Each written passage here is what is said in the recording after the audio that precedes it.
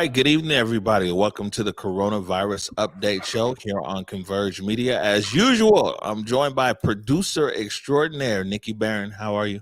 I'm good. You're a little fuzzy. You want to bring the mic down just a hair? I think you're Fuzzy peeking. now. You're peeking. I'm always at my peak. Yeah, it's peeking. Woo.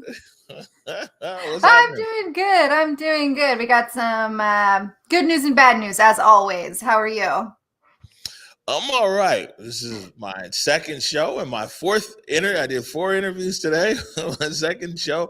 But but I'm doing good though. I'm always just happy to be here, even when you have bad news about COVID. Yes, but I do have some good news. So why don't we let's hop into it. Let's get going numbers. on those numbers. All right. So Washington has reported 960 new coronavirus cases, totaling 357,499. There were 14 new deaths reported, bringing us to 5,200. 20,233 people have been hospitalized in the state due to this coronavirus. And we are at 14.12% of Washingtonians that have been fully vaccinated against COVID-19. And since vaccinations began mid-December, the state healthcare providers have administered about almost 2.9 million doses, which is pretty amazing. And they're giving out over 45,000 vaccinations per day. So we're getting there. And let me bring us back here. Speaking of vaccination, some breaking news today. As of May 1st, all Washingtonians 16 and older can get in line for the COVID-19 vaccination. In line with that announcement by President Joe Biden a couple weeks ago, feels like eternity, that everyone could be vaccinated by May Day. So it's looking good for us. We're all gonna be vaccinated soon, hopefully. So that means us journalists, media people. Yes. Finally. May 1st, huh? May 1st, yep. Everybody in the state of Washington over the age of 16 will be valid to get their vaccine. All right. Well, that's good stuff. And you said 2.9 million people have at least had the first dose, and 13% of our population has been totally vaccinated. Correct. Yeah. That's great. I think we're about 25th in the nation for the speed of putting it. So about, we could be better. I like to be number 1, but 25th is not the worst. All right. Okay. Good stuff. Good stuff. What do you got in store for us today? Yeah, so today I wanted to talk about, since it is Equal Pay Day, which is the day that white women have to work from last year, including the last 3 months, all the way through today, to actually have equal pay to white men, non-Hispanic men. So in honor of Equal Pay Day, I wanted to talk a little bit about the impact that the coronavirus has had on women. Sounds like a good topic for today. Yeah, it's a good topic. And maybe you if you could just explain to everybody, because it's a good question posed on Twitter earlier today as well, when we put that out there, and you said today's the day white women get basically equal pay. Maybe you could go a little deeper into that real quick. Yeah, so not only is there disparity for women and men when it comes to pay, it also breaks down by race. So I'm bringing up the numbers here so I can make sure I get the dates exactly correct. But kind of in the way that the world works, white women, even though we make less than men, we still make more than Black women or Hispanic women. One number I didn't give earlier is the pay gap for Asian women is 90 cents on the dollar. We're at white women are at 82. And then for Black women, it was 64, I believe. But when it comes to the actual Equal Pay Day, for Black women, that's going to be August 3rd. So they worked all last year, all the way to August 3rd to make the same as a white man, non-Hispanic. And then for Latin women, it's October 21st. And for Native women, it's September 8th. So it gets worse as we go through the racial spectrum. So that's why I make sure to point out that this is Equal Pay Day for white women. All right. Thank you for explaining. Yeah. So let's jump into it. I mean, I gave you guys the good news first, which is that we can all get our vaccine starting May 1st. But let me just talk a little bit about the bad news, I guess. All right. So the coronavirus pandemic has actually driven out millions of women from the workforce. So, since the pandemic began, female workforce participation has dropped to 57%, which is actually the lowest that it has been since 1988, according to the National Women's Law Center. And since the onset of the pandemic, over 400,000 more women than men have actually left the workforce. And so, according to a McKinsey analysis of the current population survey conducted by the Census Bureau and the Bureau of Labor Statistics, unemployment for women peaked at about 15.8% in April of 2020, and more than 2 percentage points higher than that of men.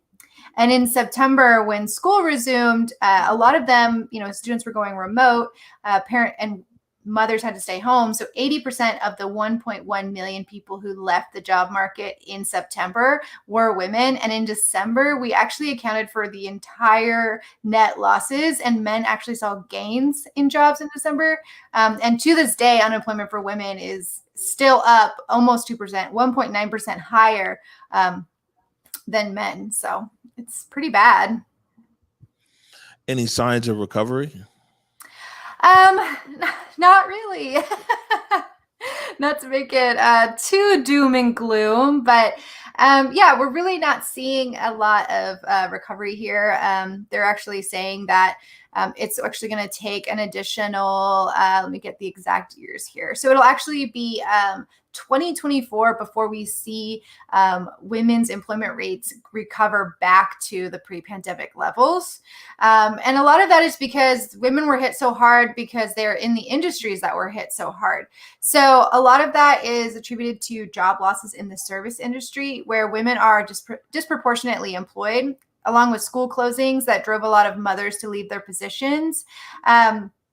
It's actually interesting. Women make up 49% of entry-level service jobs, according to a McKinsey and Company study. And food and bar services lost, 19,000 jobs in January. Leisure and hospitality lost 597,000 jobs in December and January. And retail, where half of workers are women, lost 383,000 jobs since February of 2020. And healthcare jobs, another job that's predominantly women, lost 542,000 jobs since before the pandemic. So as of today, women account for about 2/3 of essential workers, and we're still seeing the largest job losses. What are some of the if someone closes their restaurant or their business or everything else, but are these, is it because more women are out of work because more women made up these industries that were shut down, or they closed up, and so now that equals the higher losses, or women were the ones who left the job to stay home with kids, or what are the different ways that we got here? Yeah, it's actually all those things. So it is that women make up most of the industries that were destroyed by the pandemic. Women who maybe could have kept their job ended up going home and taking care of children. A lot of times that decision is made because of finances. Again, this gender pay gap, women tend to make less than their male counterparts. So even if both people work in tech, the woman's probably making less money than the man in these relationships. And so then it just makes financial sense for them to go home or to stay home and take care of the children. And even though we are starting to see a small return of the industry to restaurants and things, we're running into the issue of childcare. So a lot of people don't think about this, but the childcare industry from the pandemic has completely crashed. So according to the Center for American Progress, 4.5 million childcare slots could be lost permanently due to the coronavirus pandemic. So this is just like these childcare will just be, it was already expensive and very hard to find. Now it's going to be even worse. And so they're saying that because of this, even if women are able to get their jobs, like they won't be able to, because they'll just have no way for people to, they'll have no way to put their kids in childcare. And that has such a economic impact. The same report that I just referenced actually estimated that the risk of women leaving the labor force through 2024 could actually amount to 64.5% billion per year in lost wages and economic activity. So it is a big deal. Wow. Yeah. Man, I see why you were so fired up this morning. Like that's crazy. What other bad news do you have for us here today? Well, actually, I guess this isn't necessarily bad news, but I did look up, I like to be problem solution type person. So I figured, well, what are some things that we can do to try to fix what's happening? And so my research brought me to a couple of solutions. And it was interesting to see that a lot of experts were saying that we need solutions that are not just temporary support, which would be fantastic, which would include prioritizing women in the vaccination so that we can get back to work and be safe. And we're in these high risk industries, so making sure that they're getting vaccinated. But pandemic checks. There's been a great conversation around getting monthly checks as a mother if you're a stay-at-home mom as well, so that you can still contribute economically. So those would be some great short-term solutions. But like longer-term solutions, is childcare for all. I mean, a strong public-run childcare system would allow women to get back to work faster, and it would help increase the amount of slots open that we lost. We need to really rapidly get childcare back and going. And something that could do that would be free childcare for all. That is a public option. We also could, do paid maternity and paid paternity leave. Being able to have new mothers be able to stay home with their children to get things going, but it's a paid situation, can also help contribute economically.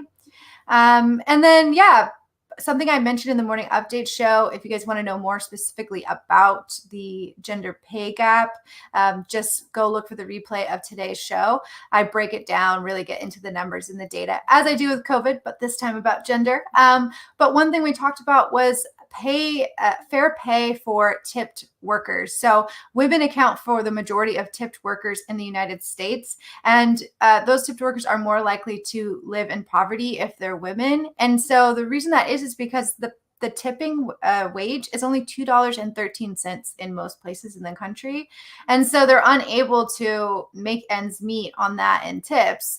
If you live in an area like Seattle, where they call it a fair wage area, and that's basically where you get the full minimum wage amount plus tips, we're able to lift women out of poverty. And I think that's going to help stimulate the economy. So also working towards a higher minimum wage, especially when it comes to tipped workers. And then, like passing some legislation to have equal pay, so that when we do go back to the workforce, we're not going back into the same system that pays us as a white woman 82 cents on the dollar, but going all the way down to 38 cents on the dollar for women of color. So those are that. I guess that's kind of good, bad news. Man, that's crazy. 38 cents. It's it's amazing, because I think a lot of people want to, like, a lot of men I talk to are like, no, there's no way that my coworker who does the same job makes that much less than me. And I'm like, ask them. They're going to be like, yeah, I make significantly less. So I think people are, we need to talk about it more to get that out there. But this pandemic has been, they call it instead of a recession, some people have started calling it a she-cession, because women are the ones who are having the heaviest economic fallout from the pandemic. Man, unfortunately, that's been the story, no matter what. It's the story of everything. It's always women and people of color who get the short end of the stick. Wow. Got anything else for us today? That's all I have for you today. Other than I won't be on the show for the next 2 weeks. I'm taking some time off. Say what? Taking some time off. So unless you find somebody to replace me, maybe Kevin Oh, Schofield, nerdy yo, and we're gonna have a wordy. good time. See, the cat's gonna be away. The mouse gonna play. You gonna come back. Coronavirus update show's gonna be lit. What do you mean? You don't get lit by hearing about pay inequity? You're just like, I, yeah, let's party.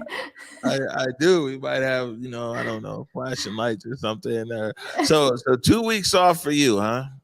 Yes, yes. I need a vacation. My mental Well health needs a deserved. vacation. It's Yeah. definitely well deserved. Well, we will miss you over here, but we'll keep the coronavirus update show pumping while you're off. Hopefully, getting some sun. Yes, getting some sun. Maybe I'll drop in, we'll see. 10 days is a long time for me to be away from you, Yeah, you Omari. might miss us. You might miss us over here. Well, look, well, good stuff. You aren't gone yet. So Nope. we have the morning update show tomorrow at 11 a.m. and some programming notes here for tomorrow. Put them in there. Of course, the morning update shows tomorrow from 11 to 12. Then Clapback Culture special time from 6 to 7. And at 7 o'clock, it's Community Voices, the Vanishing Seattle edition, episode number 2, where we're talking about the Central District and Ballard. So something you don't want to miss. Big programming day tomorrow here at Converge. It's going to be awesome. And it's the episode I helped work on. I did the sound on. So, That's hey, true. The postman. I The got a postman is credit there. there. Yes, you did. You're in there.